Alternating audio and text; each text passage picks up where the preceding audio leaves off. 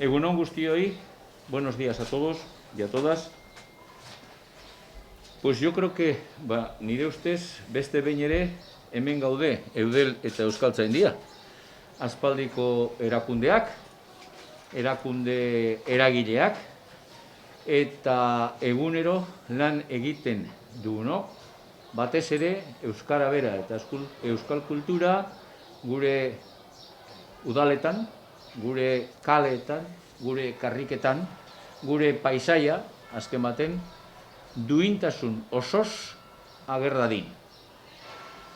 Eta horretara dator. Esan dudan bezalaxe, ari bat dugu bi erakundeen artean, eta ari hori berrestera dator gaurko ekitaldia. Eudelen, hau da, udalen bilkura, eta Euskaltzaindia, hau da, Euskarari dagozkionetan hizkuntz erakunde ofiziala, bibiek bat egiten dute helburu horrekin. Eta helburua zein da? Helburua da hori, gure Euskara, gure Euskal kultura, hitz batez esateko, gure paisaia, Euskaraz eta Euskararen bidez ere emana izan dela. Duintasunez esan dut. Behar dugulako estandarizazioaren ikuspegitik joan. Historiari kasu eginez, behar dugulako ikerketa lana egin jakiteko non zer den. Eta modernotasunez gaur egunean, hainbat eta hainbat lekutan, udaletan, poligono berrietan, kale berrietan eta barrekoetan, Euskararen presentzia areagotzeko beharrezkoa baita honelako sinergiak eta honelako elkarrekiko lanak egin ahal izatea. Aleginetan gabiltza, eta aleginetan dihar dugu, eta aleginetan baldin bazabiltza, azkenean emaitzak ere etortzen dira. Nola ez, kale eta karriken izenak hautatzeko eta idazteko irizpideak Euskal Odonimiako eskuliburua hementxe daukagu. Eta zer dela eta Eudel eta Euskaltzaindiaren artean eginiko lana, proposatutako lana, irizpideak dira, orientabideak, eta irizpide horien bitarte zer lortzen dugun, gaur egunean hainbat tokitan, hainbat udaletan dauden ekimen horiei, bide nik esango nuke zabal bat ematea, irizpideak, lehen esan dudana, berriro ere diotzu. Euskaraz gauzak behar den moduan, duintasunez, historiari men eginez eta modernotasunez egin ahal izateko. Hizkuntza baten jabea gara, ez bakarrik hizkuntza baten, hizkuntza askoren jabea gara, baina gurea euskara da, eta euskara gurea den neurrian gureari eutzi egin behar diogu, eta honen bitartez eutzi egiten diogu, eta eutzi egiten diogu herritarrentzat gertuen dagoen administraziotik bertatik hasita, hau da, udaletik. Decía, y con esto termino antes de dar la palabra al presidente de Eudel, Gorka Urtaran, decía, dirá algo en castellano, que para Euskaltzaindia la firma de hoy es una continuación de una relación que tenemos ya de hace tiempo y que tiene por objeto que el euskera, la cultura vasca, esté presente en nuestras calles. Y lo hacemos con Eudel, que es precisamente la organización que engloba a quien está más cerca de los ciudadanos, a esos municipios, a esos ayuntamientos, que en definitiva viven en el día a día con esos ciudadanos, conviven en el día a día con esos ciudadanos, prestan una serie de servicios a esos ciudadanos.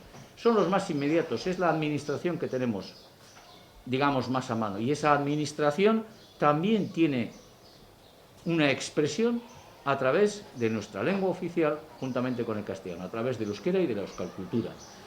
Y además quiero subrayar que en ese tipo de trabajos, y aquí está, digamos, una muestra de ese trabajo, que es precisamente el libro, digamos, de estilo o el manual para la odonimia, para establecer criterios que permitan que el euskera acceda a esa situación, a ese paisaje lingüístico del día a día, primero, con un respeto a su historia, en segundo lugar, con una dignidad derivada de su estandarización y, en tercer lugar, con un halo de modernidad. Hoy son innumerables las situaciones en las que hay que recurrir a la toponimia y a la onomástica vasca. pero no cabe el recurso a esa toponimia, esa onomástica de cualquier modo. Hay que hacerla de un modo organizado, de un modo estandarizado. Y a eso contribuye el que tanto la administración pública cercana como la propia Euskaltzaindia, institución consultiva oficial en materia del euskera, seamos capaces, una vez más, de converger, de trabajar, de buscar sinergias importantes y, sobre todo, vuelvo a decir, de resolver esos problemas que en el día a día se le plantean al ciudadano y esos problemas en los que Euskaltzaindia puede dar su consejo, su, digamos, expertise lingüística importante desde el punto de vista del euskera. Mila esker beraz eudelei, berriro ere konfiantza egitearren Euskaltzaindiari, eta Gorka Urtaran jauna, zuk duzu hitza. Eskerrik asko, Andres, eta egun on guztioi. Bueno, nik eudelen izenean hiruzpalau ideia helarazi nahi dizuet.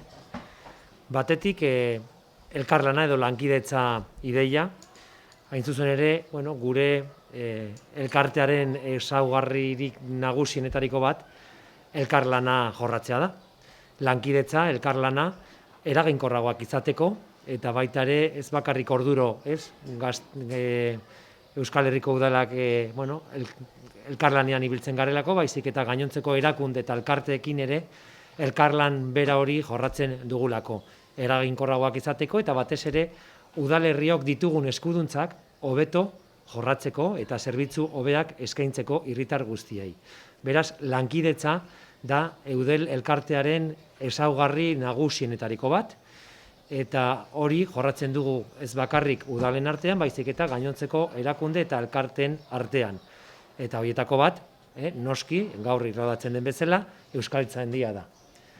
Bestetik, nik esan beharra daukat, ohore bat dela Euskaltzaindiaren egoitz honetan egotea, eta ohore bat dela gainera Andres Urrutiarekin horrelako prentsaurreko bat ematea, eta privilegioa, ez, azken finean, Euskaltzaindiak euskararen inguruan duen ezagutza, duen maitasuna eta duen guzti hori helarazi diezakegu Euskal Herriko udalerri guztiei. Eta beraz, nik esango nuke guretzat oso importantea dela, oso garrantzitsua dela, horrelako hitzarmen bat sinatzea, batetik berresten dugulako bi hamarkadako elkarlan ibilbide luze hori, eta bestetik ere helarazi diezakegulako gainontzeko udalerriei Euskaltzaindiak euskararen inguruan duen maitasun eta ezagutza oro. Eta beraz alde horretatik ere posten gara. Hirugarren ideia izango zen ondare imaterialarena. Hain zuzen ere, bai euskera eta baita ere toponimia, ondare imaterialak dira. Euskara da euskaldunok dugun altxorrik nagusiena, euskara da batzen gaituena, euskara da euskaldun egiten gaituena, euskara da pertsonen arteko topagunea. Eta beraz, kontuan izan behar dugu, euskaldunok garen enean, euskara erabili, euskara maite behar dugula. Eta beraz alde horretatik ere, hitzarmen honen bidez ere, gogoratzen dugu, nondik gatozen. Eta hain zuzen ere, euskaratik eta euskal kulturatik gatoz. Eta beste alde batetik, toponimia ere oso garrantzitsua da, beste idei bat azpimarratzeko. Eta da, izena duena, bada, existitzen da, ez? Beraz, existitzen gara, izena dugulako. Eta gure izen guzti horiek sustrai beretik datoz, euskaratik hain zuzen ere. Eta horrek, esan nahi du, hemen badagoela herri bat, existitzen dela herri bat, aspalditik gainera, eta herri hori euskalduna da, euskaratik datorrelako. Eta horrelako hitzarmenen bitartez, eta horrelako ikerketen bitartez, ideia hori ere frogatzen da berriro, berresten da berriro. Beraz, euskara eta toponimia ondare imaterialak dira, eta horiek esaten dute gainera, herri bat garela, aspalditik gainera, eta herri hori euskaratik sortua dagoela. Eta azkenik, nik esango nuke, horrelako ikerketak oso baliogarriak direla, Euskal Herriko udalerri guztientzako. Izan ere, hemen aipatzen eta jasotzen diren gomendioak eta baita ere irizpide orokorroiek oso baliogarriak direlako, izenak jartzerakoan gure kalei eta gure eremu publikoari. Beraz, eskertuta gaude, beste behin ere Euskaltzaindiari, hore bada gaur ere hemen egoitza honetan egotea, eta privilegioa da berriro ere luzatzea hitzarmen hori, beste 4 urtez Euskaltzaindiarekin, gure toponimia jorratzeko, gure autonomiaren irizpideak izateko, eta azken finean importantena dena, gure hizkuntza, euskara alegia, sustatzeko. Mila esker zuri, guretzat ere ohorea da, gogoratu besterik ez, liburu hau 3 hizkuntzetan dauela. Ez bakarrik euskaraz, ez bada gaztelaniaz eta frantsesez ere. Nahi dugulako euskararen lurralde guztietara eraman mezu garrantzitsua, hau da, toponimia eta onomastika ezin daitezkela besterik gabe egin, toponimia eta onomastika egin behar direla modu antolatu batean eta linguistikaren ikuspegitik edo modu linguistiko batean historiari men eginez, eta euskarak berak eskatzen duena eta batez bere euskararen estandarizazioak eskatzen duena kontuan hartuta, aintzat hartuta. Solo decir que el libro está editado en 3 lenguas, es decir, en euskera, en castellano y en francés, porque se quiere llegar a todos los territorios del euskera, y es importante, y en esta labor que tengamos el soporte y la ayuda de Eudel, pues yo diría que es imprescindible. Y nada más, deciros que seguimos en la brecha, por lo menos otros 4 años más seguiremos en la brecha, y que si tenéis alguna pregunta, alguna cuestión, algo que nos queráis comentar, pues este es el momento de poder hacerlo.